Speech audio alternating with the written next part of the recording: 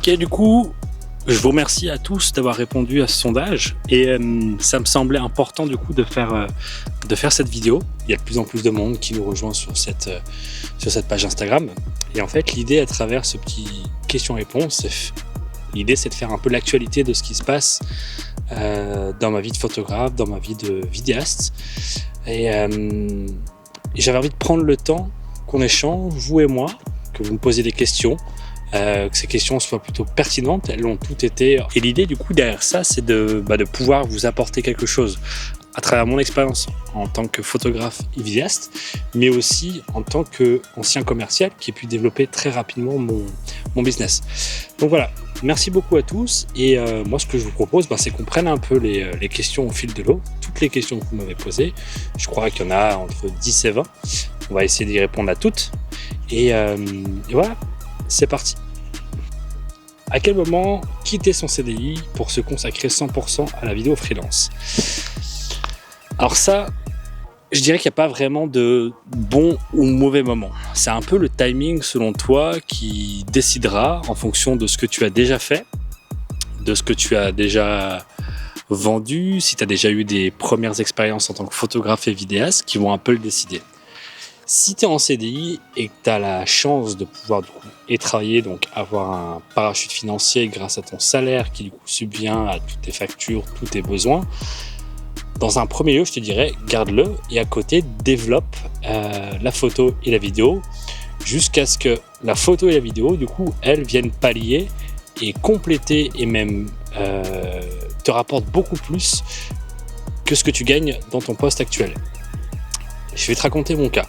Dans mon cas, moi, quand je me suis lancé dans la photo et les vidéos, j'avais eu un souci avec ma dernière société et du coup, ils ont décidé à ce qu'on arrête de travailler. Donc, on a arrêté de travailler ensemble et la chance que j'avais, c'est que du coup, j'ai pu obtenir le chômage. Et en fait, ce chômage-là, je m'en suis servi du coup comme opportunité où je me suis dit, voilà, j'ai un parachute, j'ai la possibilité du coup de lancer mon entreprise, de me lancer dans la photo et dans la vidéo. Et du coup, ça m'a permis d'avoir une sécurité financière qui du coup payait mes factures, payait mon loyer, enfin mon crédit parce que qui payait mon loyer. Et du coup, j'ai pu tranquillement développer mon business. Alors après, j'ai quelques compétences commerciales qui ont fait que ça s'est développé vite. On va y revenir après. Mais voilà. Donc je dirais qu'il n'y a pas de bon ou mauvais moment. Si je devais te donner un conseil, c'est soit assure-toi d'avoir la possibilité d'avoir le Pôle emploi, le chômage, pour avoir une sécurité financière qui du coup va venir pallier à tes besoins qui sont essentiels le temps que du coup tu te lances dans la photo et dans la vidéo et que tu trouves tes premiers clients. Ou ensuite, tu peux le faire aussi en parallèle, les week-ends. Et ça, du coup, à partir du moment, si je sais pas, demain tu gagnes dans ton entreprise, tu gagnes, admettons, 2000 euros, et que tu vois que de mois en mois, tu arrives à générer 3, 4, 5 000 euros par mois juste avec la photo et la vidéo, ça veut dire que tu arrives dans un cadre un peu périn et du coup, tu peux commencer à décider de quitter ton emploi parce que tu vois que ça fait 2, 3, 4, 5, 6 mois que tu enchaînes ces mois avec des revenus de la photo et de la vidéo qui du coup sont plutôt stables et te permettent du coup de ne plus travailler dans la société dans laquelle tu vis. Deuxième question. Comment t'es venue la passion et le métier donc de la photo et de la vidéo? Est-ce que tu as toujours fait ça? Alors, non. Au début, je faisais que de la vidéo. Et en fait, c'était purement par passion. Tu sais, le week-end, quand t'es en famille, quand t'es en vacances et tout, tu fais des petits trucs pour rire. J'avais eu un premier drone en 2013. Je me rappellerai toujours. C'était un Parrot Bebop 2. Et en fait, à la base, c'était juste pour rigoler, c'était un jouet. Et finalement, j'ai commencé à faire des images avec ce drone, qui, avec du recul aujourd'hui, avait une qualité complètement éclatée au sol. Mais bon, ça, c'est pas grave. Et en fait, j'ai commencé à faire mes premiers montages et j'ai commencé à avoir goût à la vidéo. À côté de ça, je travaillais, j'étais commercial et donc j'ai peut-être fait ça pendant 2 ans pour le kiff. Et après, je sais pas, de 2015 à 2021-2022, j'ai pu vraiment retoucher un drone, j'ai pu refaire de vidéos, si ce n'est des petits montages pour les anniversaires, pour la famille, pour le kiff, quoi. Mais rien de fou. Et en fait, quand j'ai quitté mon dernier emploi, et que je suis arrivé dans une nouvelle ville, je repartais complètement de zéro, j'avais rien. Et en fait, je me suis dit, voilà, qu'est-ce que je fais? Et en fait, en discutant avec mon entourage, ce qui est sorti, c'est que mon truc, c'était la vidéo, que j'aimais ça. Et en gros, je me suis lancé dans la vidéo en 2022, en avril 2022. Et pour reprendre un peu le parcours, j'ai commencé à tester un peu des trucs avec mon iPhone. Et ensuite, j'ai vu que ça m'intéressait. J'ai loué du matériel. Et ensuite, j'ai vu vraiment qu'il y avait un truc et que j'avais une affinité avec ça et que j'aimais ça. Là, on parle uniquement de vidéo.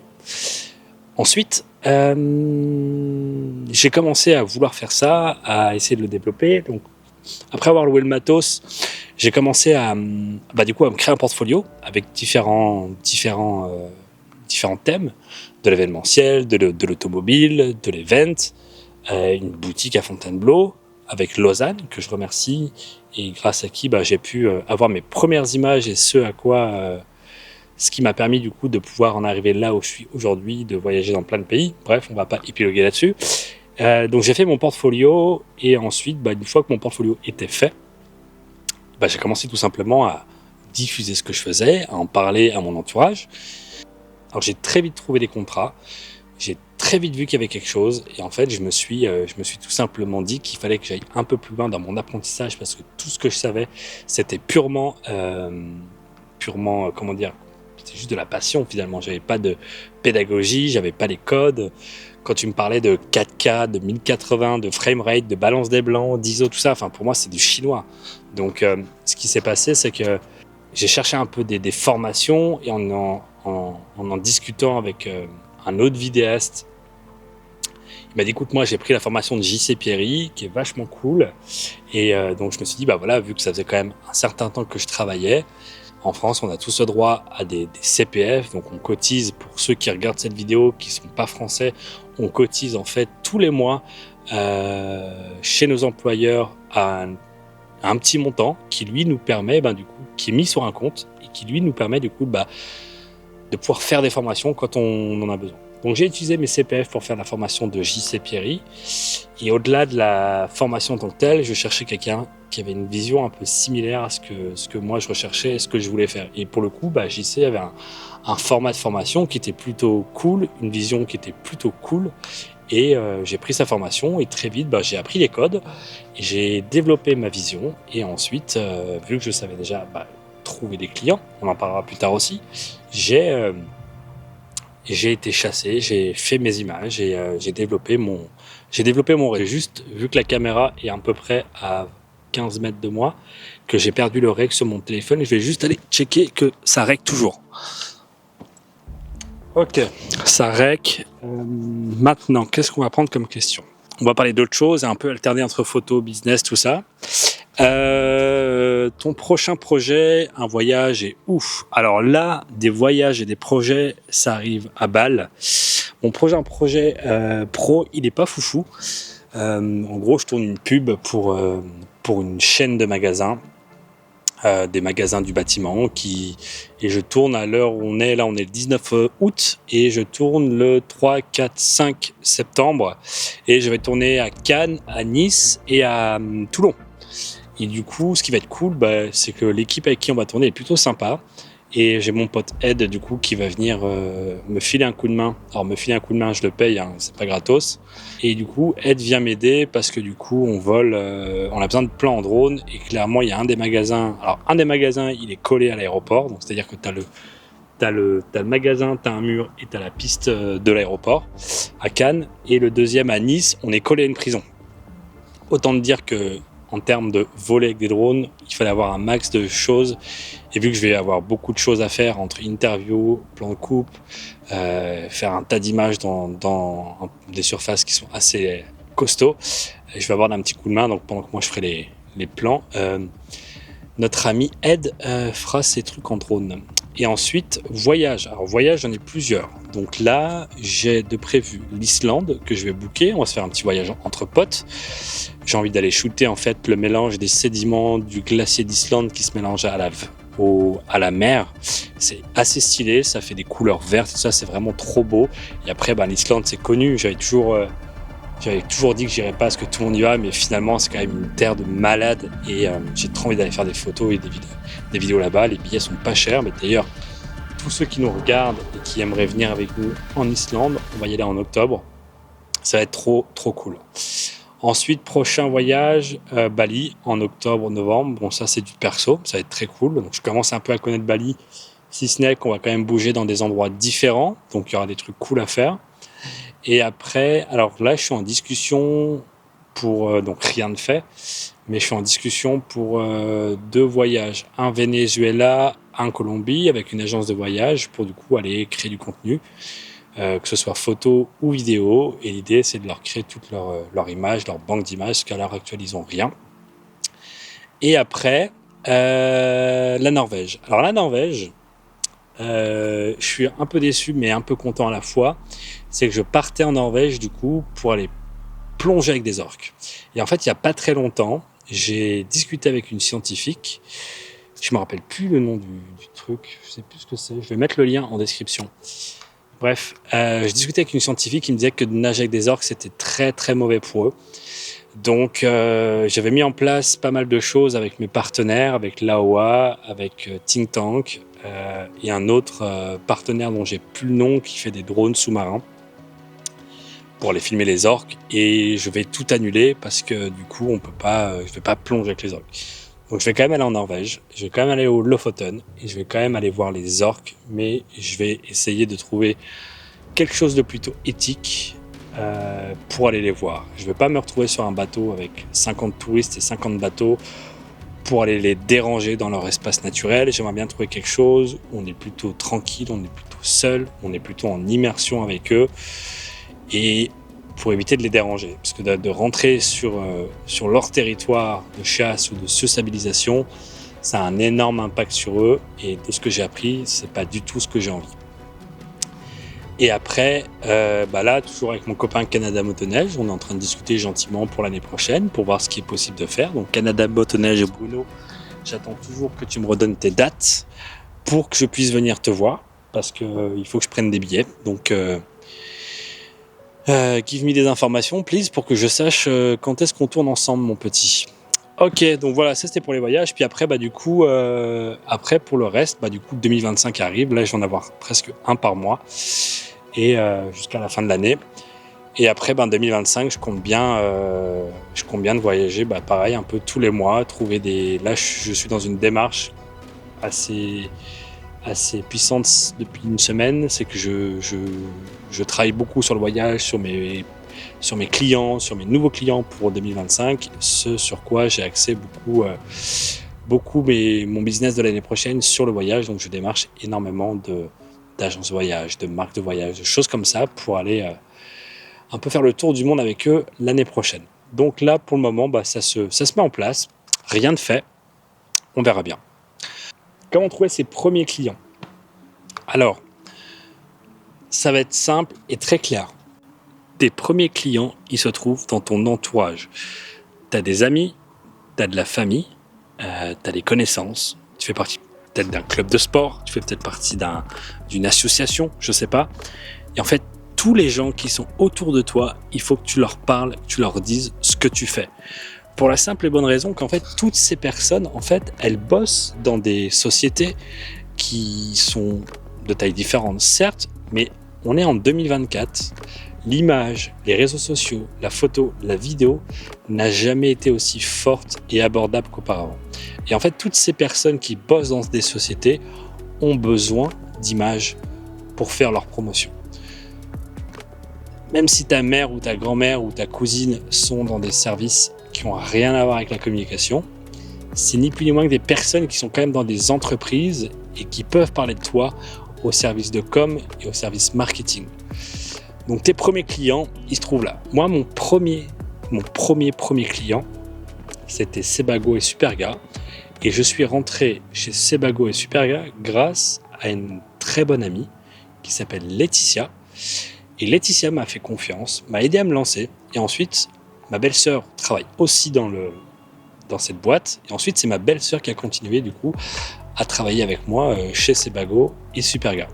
Et en fait, j'ai bossé un certain nombre d'années, un certain temps avec eux, jusqu'au jour où je leur ai dit, voilà, moi je veux faire d'autres choses en photo et en vidéo, et voilà, on va juste arrêter de travailler ensemble. Mais en fait, moi, mes premiers clients sont venus de mes amis et de ma famille. Donc, parle à tout le monde de ce que tu fais. Demande à ces personnes de t'aider à trouver des contacts, à te mettre en relation. Et tes premiers clients, ils sont là, dans ton entourage. On va faire une question maintenant photo. Comment faire pour améliorer ses photos et avoir l'œil pour trouver le bon angle de prise de vue ? Il faut tester. Il faut s'amuser, il faut se servir des lignes, il faut se servir des contre-jours, il faut essayer de regarder un peu ce que les gens font et essayer de faire des choses différentes. C'est assez rare quand je fais de la photo de shooter à hauteur d'homme. Je vais toujours me baisser, je vais toujours mettre mon boîtier en contre-plongée, à ras du sol, vraiment toujours, vraiment jamais dans la position où je trouve mes yeux, parce que c'est vraiment un regard qu'on a tous l'habitude de voir. C'est une vision qu'on a tous l'habitude de voir, tandis que si tu vas chercher des angles qui sont du coup un peu différents, que tu vas, je sais pas, tu vois ici typiquement on a une ligne, tu pourrais très bien mettre ton boîtier un peu au sol, comme ça, et puis te servir de la ligne pour shooter un truc qui est là-bas, mais à hauteur de tête, de yeux, d'œil, pardon, c'est pas foufou. Donc, s'il y a un conseil que je pourrais te donner, c'est voilà, teste des angles que tu n'as pas l'habitude. Lève ton boîtier, fais des plongées, fais des contre-plongées, sers-toi d'éléments en premier plan. Moi, j'adore ça, mettre un peu des trucs au premier plan pour créer ce premier flou. Après, l'œil, il vient parce que tu essayes. Il y a tellement de photos, tu vois, genre sur un shooting, je vais peut-être faire... dans une journée, je vais peut-être shooter, je sais pas, 500-600 photos, que ce soit au boîtier ou en drone, même au téléphone. Et à la fin, il va y avoir peut-être 10% de photos qui vont être bonnes et que je vais garder, et tout le reste, ce sera du déchet. Mais parce que j'aurais essayé plein d'angles et je vais voir là sur mon boîtier, ah tiens, ça c'est cool. Et puis une fois que j'ai trouvé un angle qui est un peu cool, je vais essayer d'explorer cet angle et pareil, de varier les angles sous ce même angle en fait.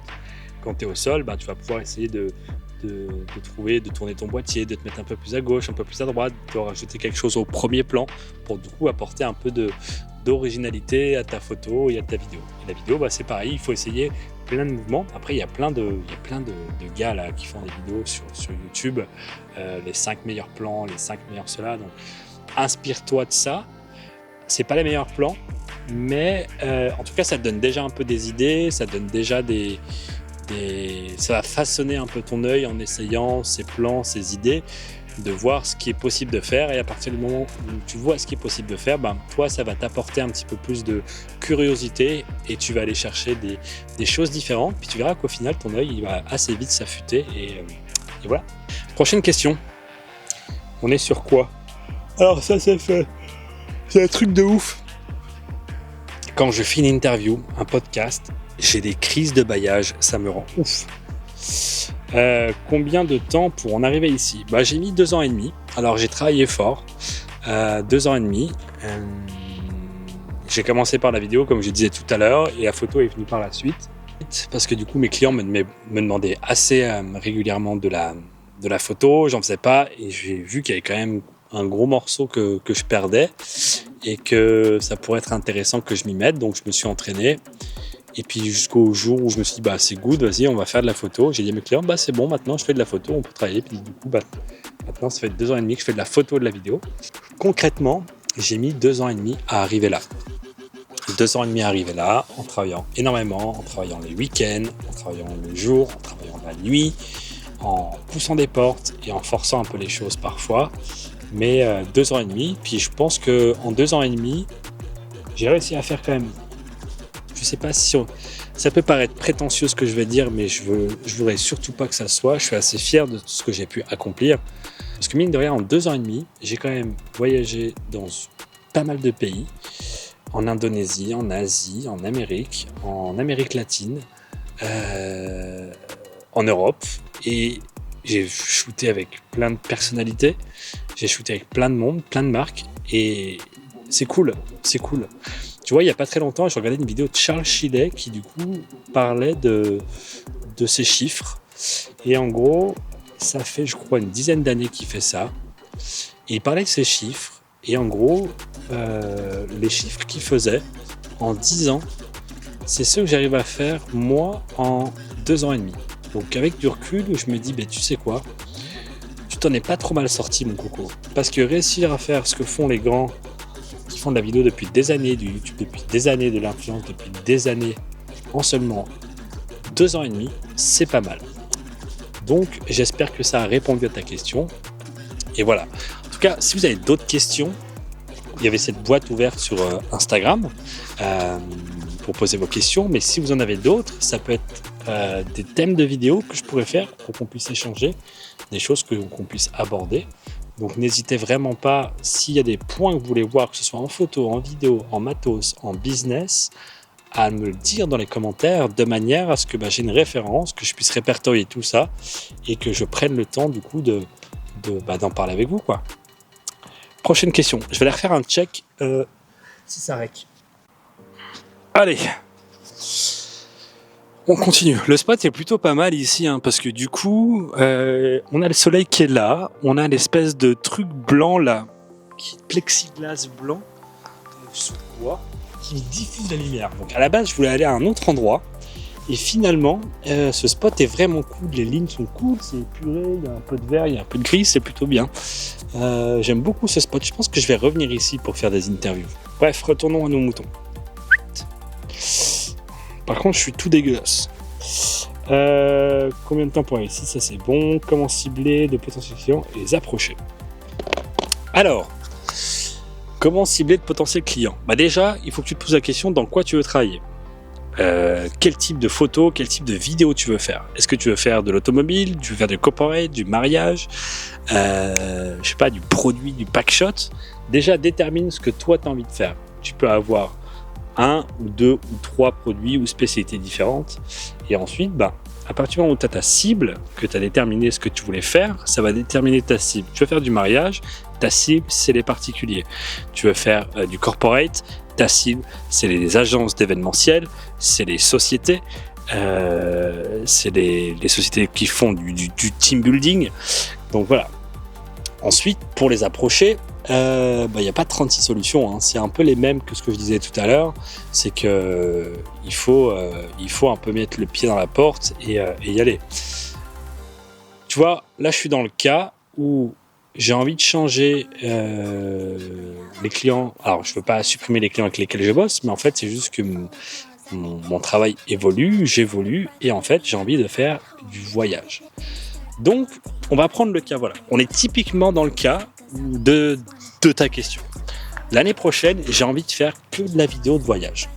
Je sais que ça va pas se faire tout de suite, mais en fait, je me suis dit, ok, la vidéo de voyage, c'est quoi? C'est qui ma cible? Ma cible, ça va être les opérateurs, ça va être des hôtels, ça va être des agences de voyage, ça va être des bateaux de croisière, ça va être des choses comme ça. Donc j'ai trouvé ma cible. Qu'est-ce que j'ai fait? Comment je les approche? Très simple. Je vais sur LinkedIn, je tape par exemple, on va prendre le cas qu'est-ce qu'on va prendre comme cas? On va prendre le cas d'Alibert Trekking par exemple. Alibert Trekking, agence de voyage, ok. Cette façon de faire, je la fais un peu avec tout le monde. C'est que déjà, je vais voir Alibert Trekking, je vais voir sur leur site, je vais voir un peu leurs valeurs et voir déjà si ça correspond. Je ne vais pas travailler avec des personnes avec qui on ne partage pas les mêmes valeurs. Donc je vais aller voir Alibert Trekking, je vais aller voir leur site. Déjà aller voir s'ils travaillent avec quelqu'un, s'ils ont déjà des bonnes valeurs, s'ils ont des belles images, je vais regarder plein de choses. À partir du moment où je vois qu'il y a des choses qui m'intéressent et que je veux travailler avec eux, ce que je vais faire, c'est que je vais aller sur LinkedIn. Et ensuite, une fois que je suis arrivé sur LinkedIn, je vais aller sur la page d'Alibert Trekking et je vais aller dans leur page entreprise. Dans leur page entreprise, tu as la possibilité ensuite de voir tous les collaborateurs en tapant sur personne. Une fois que je suis sur personne, je vais taper dans la barre de recherche marketing, communication. Où en fait, ça va me sortir toutes les personnes qui bossent au market et à la com, qui sont ces personnes qui, moi, m'intéressent. À partir du moment où je trouve trouve cette personne, je vais aller voir sur Internet s'il y a la possibilité de trouver son contact, soit son numéro de téléphone, soit son adresse mail. Là, on est en août. Habituellement, j'appelle. Mais là, je le fais pas. Les gens sont en vacances, j'ai pas envie de les déranger. Donc, j'ai choisi pour ce mois d'août et cette façon de fonctionner, de faire un peu différemment, où là, pour le coup, j'envoie des mails. Sauf que mes mails, je les contrôle. Moi, j'aime bien avoir le contrôle de savoir que quand j'envoie un mail dans la nature, il n'est pas en liberté. J'aime bien savoir s'il a été ouvert ou fermé. Ça, c'est pas une technique, c'est plutôt un suivi. Mais en gros, admettons que j'ai trouvé le mail de la personne. J'envoie un mail, donc j'ai refait mon portfolio, j'ai tout refait, tout ça. J'envoie un mail et en fait, je me présente, je lui dis un peu ce que j'aimerais faire, ce que j'ai déjà fait, sans trop en donner. Et je lui mets un lien en fait, et dans ce lien, il y a mon portfolio. Et mon portfolio, en fait, pour que la personne y accède, elle est obligée de le télécharger à travers Smash. Et puis Smash, quand tu télécharges, tu reçois une notification, une personne à télécharger. Moi, ça me permet de savoir, en fonction du nombre d'emails que j'envoie et du nombre d'ouvertures et de téléchargements que j'ai sur Smash, le nombre de personnes qui ont déjà vu, du coup, mon portfolio. Alors, j'arrive pas à quantifier qui l'a ouvert, mais ça me donne au moins une indication et une information de combien de personnes sur le nombre de mails que j'ai envoyés l'ont ouvert. Donc voilà, c'est la technique que j'ai en ce moment. Donc j'ai des réponses, ce qui est plutôt positif. J'ai des réponses, donc on va pas travailler demain ensemble. On va laisser les gens revenir en vacances, découvrir mon portfolio. Et je vais commencer un peu à rattaquer à partir de novembre. Je prends le temps, je laisse respirer les gens. Et à partir de novembre, si tous ceux pour lesquels j'ai reçu des réponses et ceux pour lesquels j'ai pas reçu de réponse, c'est-à-dire tout le monde, je vais leur refaire un petit mail pour faire un peu une mise à jour, de savoir où est-ce qu'ils en sont et comment est-ce qu'on peut opérer et potentiellement travailler ensemble en 2025. Alors, il y a une notion qui est très importante à prendre en compte, c'est que moi, tous les clients avec lesquels je travaille, les prospects avec qui on est en discussion, je me dis pas on va bosser ensemble demain ou la semaine prochaine. Entre le moment où tu rentres en contact avec quelqu'un et le moment où tu commences réellement à parler avec lui ou bien même faire des estimations, des devis, des scripts ou des choses, il se passe 3 mois. Moi, je prends le temps, je laisse respirer les gens, j'analyse un peu ce qu'ils font, je regarde leur contenu, je regarde comment que je pourrais les aider, qu'est-ce que je pourrais leur apporter de supplémentaire pour du coup valoriser leurs produits. Et voilà, ça sert à rien de stresser les gens, de les relancer, il faut les laisser venir vers vous tranquillement. On n'est pas pressé, ils ont une vie, ils sont sûrement submergés de mails et aussi de personnes qui les démarchent. Faites un peu la différence, du coup, tout simplement en prenant le temps de construire vos projets, en prenant le temps de construire vos relations. Donc du coup, voilà, c'est comme ça que je fais. Un mail, dans 2-3 mois, je vais relancer pour voir comment ça se passe, s'ils m'ont pas répondu, s'il n'y a pas de choses qui sont déclenchées. Mais voilà, je prends le temps. Prochaine question. Commence un peu à faire mal ici. Après, je vais essayer peut-être d'aborder s'il y a des trucs qui me viennent. Je me suis noté des petits trucs là tout à l'heure. Alors, comment trouves-tu des clients réguliers et sains ? Déjà, les clients réguliers et sains, c'est qu'en fait, je prospecte jamais, hormis maintenant, parce que je veux atteindre d'autres choses en 2025. Mais depuis 2 ans et demi, j'ai prospecté, je crois, 2 heures. Je crois que c'était les premiers jours. J'ai prospecté 2 heures. Le reste, c'est du réseau, c'est ma famille, c'est mes amis. Et après, en 2 ans et demi, ça a été que de la recommandation. Et en fait, je trouve des clients sains, parce qu'à chaque fois que je vais chez un client, je me dis que ce client doit me rapporter un autre client. La question que je me pose, c'est,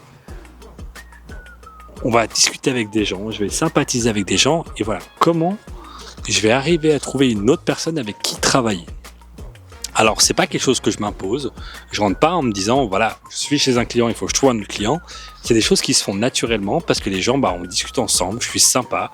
Je leur file des coups de main quand je suis sur un tournage, je sais pas, pour un événement et que je vois qu'il y a un coup de bourre et que les gens, du coup, ont besoin d'aide. Je vais pas hésiter, du coup, à leur filer un coup de main. Et ça, du coup, je scanne quand même pas mal les personnes avec lesquelles je travaille. Avant de travailler avec elles, il y a des process que j'ai mis en place quand je fais un devis et qu'on valide une commande pour savoir du coup si la relation va être saine ou pas. Donc voilà. Il y a des gens avec qui j'accepte de bosser, il y en a d'autres avec qui j'accepte pas de bosser parce que je sens qu'il y a un risque. Et ceux avec qui je sens qu'il y a un risque, je m'aventure pas dedans et je joue pas avec eux. Quel est ton conseil ultime pour développer son business ? C'est ce que je disais tout à l'heure, c'est discuter, c'est parler, c'est communiquer. Les réseaux sociaux, ça a du sens. Instagram, montrer son travail, ça a beaucoup de sens. Donc il ne faut pas hésiter du coup à publier, à faire des stories, à demander, à interagir avec les gens. Et après, parler vraiment autour de soi et ne pas avoir peur de sociabiliser, d'aller voir les gens. Et du coup, voilà quoi. Il faut discuter, il faut dire à un maximum de personnes ce que vous faites pour que voilà, quand cette personne, on lui dise qu'elle a besoin, se dise voilà. Si un jour cette personne, on lui dit j'ai besoin d'un photographe, attends, je connais Tom, c'est un super photographe, il est trop sympa, et paf, voilà. Il faut parler à un maximum de personnes de ce que vous faites, de manière à ce que ces personnes, du coup, puissent communiquer votre talent, votre savoir, et puissent ensuite faire appel à vous, et du coup, vous puissiez rapidement vous développer. Le nerf de la guerre, et ça c'est un peu dans tout, c'est pas que dans la photo, dans la vidéo, c'est de manière générale dans tous les boulots, c'est le réseau. Le réseau. Prochaine question. À quand le next workshop ? Le next workshop, du coup, tu sais quoi ? On est en train de travailler dessus avec Ed. Et en fait, en juin 2025, on va organiser 2 workshops. On va faire un workshop en Écosse, parce que Ed a été sur l'île de Skye. Il a envie de nous faire découvrir l'île de Skye. Apparemment, c'était ouf pour shooter. Donc, tout est en train de s'organiser, de se préparer. Mais en juin, on va partir sur un premier workshop sur l'île de Skye et sur un deuxième workshop. Oh putain, j'en ai marre de bailler. Et un deuxième workshop en Suisse où, pour le coup, c'est un peu plus mon territoire et on va, pareil, aller shooter des trucs de malade, aller shooter des glaciers, aller shooter plein de choses et vivre des expériences et pas faire que de la photo et que de la vidéo. Autant sur l'Écosse que sur la Suisse, on a vraiment envie que ce soit des expériences humaines, qu'on parte à l'aventure, qu'on fasse de la photo, de la vidéo, toujours en petits groupes, 5 personnes maximum par session, pour qu'on puisse profiter un max entre nous. Et ce sera en juin. Donc prochain workshop avec Edouard de Sky Studio en juin, en Suisse et en Écosse. Quel est ton matériel préféré pour shooter et filmer ? Alors, mon matériel actuel que je préfère, qui est mon amour, qui est mon premier boîtier, c'est celui qui est en train de me filmer. Toi, mon petit boîtier que j'aime, c'est mon R5, mon Canon R5. Ce boîtier en photo et en vidéo, c'est une frappe atomique. Autant l'un que l'autre, il est surpuissant. Un capteur de 45 millions de pixels, pour moi, c'est un très très bon compromis pour la photo et pour la vidéo. Tu as de l'information en photo, tu as de l'information en vidéo, tu as du log, c'est trop bien. Après, il n'y a pas que le boîtier qui fait les choses, il y a aussi les optiques qui ont beaucoup de sens. Donc, depuis le début, je suis avec des Canon RF. Et là, j'avais acheté un R5C. J'ai pas kiffé parce que moi, j'ai un workflow plutôt rush and gun. Donc, toujours à la main, très peu de stab, très peu de slider, très peu de dolly, de choses comme ça. Et le R5C, c'est toujours un boîtier qui t'oblige à avoir un stab, à avoir un slider, d'être posé. C'est vraiment une caméra cinéma. Et moi, mon workflow ne correspond pas à ça. Et voilà. Ensuite, R5, donc du coup, je conseille à 10 000%. Et là, on est le 19. Putain, on est le 19. Demain, il y a le R5 Mark II qui sort. Donc, R5 Mark II, frappe atomique. Il va y passer du coup prochainement. Je vais l'acheter et je vais vous donner une petite astuce, un petit conseil que j'ai trouvé il n'y a pas très longtemps. Mais en fait, vu que je navigue beaucoup entre la France et la Suisse, j'ai remarqué que les prix étaient plus intéressants en Suisse pour la simple et bonne raison que du coup le taux de la TVA est inférieur à celui de la France. En France, on est à 20 points et en Suisse, on est autour des 5, 6, je crois. 5 ou 6%. Ce qui fait qu'en fait, typiquement, tu vois, le R5 Mark II qui vaut 4900 ou 4008 en France, tu le trouves à 4003 en Suisse. Donc, vu que je fais beaucoup d'allers-retours, je vais aller faire un petit tour en Suisse, je vais l'acheter là-bas, et puis ciao. Donc, pour le boîtier R5, 2470, 70-200, le 50 mm 1.8 que j'ai acheté dernièrement, que j'ai découvert lors d'event, qui est une bombe atomique. Et après, en drone, j'ai eu pendant très longtemps un Mavic 3 classique. Et puis tout dernièrement, et du coup, je suis passé sur le Mavic 3 Pro parce que beaucoup plus puissant en photo. Avec du coup les 3 capteurs là. T'en as du coup un 24, un 70 et un 166 mm.